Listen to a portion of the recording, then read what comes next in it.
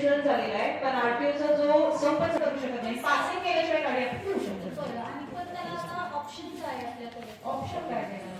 कारण मानची बरोबर आहे, माझी ॲम्ब्युलन्स जळली म्हणूनच आपण तिकडे दिलेली आहे, पण आपण पासिंग शिवाय गाडी देऊ शकत नाही. आरटीओचा कधी संप संपेल त्यावेळी संप संपला की दुसऱ्या दिवशी आपल्याकडे मानला पण ॲम्ब्युलन्स नाहीये, मांजरेला पण ॲम्ब्युलन्स नाहीये. आपल्या काहीतरी सर तिथं हे करा, हा तिथं ऍडजस्टमेंट काहीतरी करून त्यांना काढेल.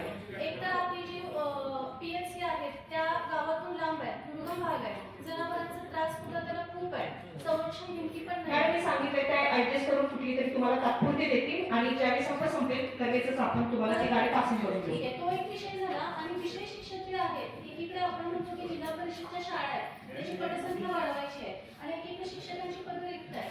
कारण बाकीचे जी लोक येतात ती म्हणतात शिक्षक नाही आहेत तर आम्ही मुलांना का घालू जिल्हा परिषद शाळेमध्ये. त्यासाठी आपल्याला लवकर काहीतरी केलं पाहिजे ना, कारण शिक्षक पदं रिक्त आहेत हे कारण आपण पालकांना नाही देऊ शकत. त्याच्यावर पण लवकरात लवकर काहीतरी झालं पाहिजे. त्याच्यावरती सजेशन आहे हा, त्याचं उत्तर द्या.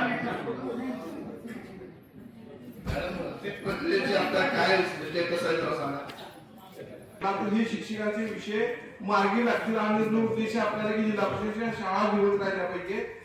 ताईचं म्हणणं बरोबर आहे. तशा पद्धतीने जाते का बघा, मार्क काढा पाहिजे. भरतीचं नोटिफिकेशन आलेलं आहे. आपल्याला 30 तारखेला रिक्त पदं त्याच्यावर अपडेट करायची आहेत आणि कदाचित पुढच्या 1-1.5 महिन्यामध्ये आपल्याला पवित्र पोर्टलवरून शिक्षक मिळणार आहेत. त्यामुळे शिक्षक भरती होईल. आपल्याला 80% प्रमाणामध्ये शिक्षक भरतीची परवानगी आहे. आता राहिला जो 20% विषय आहे. आम्ही 2-3 ज्या NGOज आहेत किंवा फाउंडेशन्स आहेत त्यांच्यासोबत यापूर्वी पण एवढं केलेलं आहे, आता पण आमचं बोलणं सुरू आहे. त्यापैकी जे कणेरी मठ आहे आपला काडसिद्धेश्वर स्वामींचा, कणेरी मठनं गेल्या वर्षी आपल्याला 150 शिक्षक उपलब्ध करून दिले होते जे DED आहेत आणि त्यांनी ते रिक्रूट केले होते आणि आपल्या शाळांवर त्यांनी अलॉटमेंट दिली होती. त्याचप्रमाणे यावर्षी आम्ही मुस्लिम फाउंडेशन सोबत सुद्धा बोललेलो आहोत, राजे फाउंडेशन सोबत पण आम्ही बोललेलो आहोत. त्यानंतर शिरोळ तालुक्यामध्ये विद्योदय म्हणून एक संस्था काम करते आहे. विद्योदय त्या संस्थेसोबत पण बोललेलो आहोत. मॅडमसोबत पण त्यांची मीटिंग झाली आहे. तर तालुक्यामध्ये आपलं घर म्हणून नावाची एक NGO आहे. त्यांनी गेल्या वर्षी आपल्याला 100 लेडी स्वयंसेवक शिक्षक म्हणून उपलब्ध करून दिलेल्या होत्या.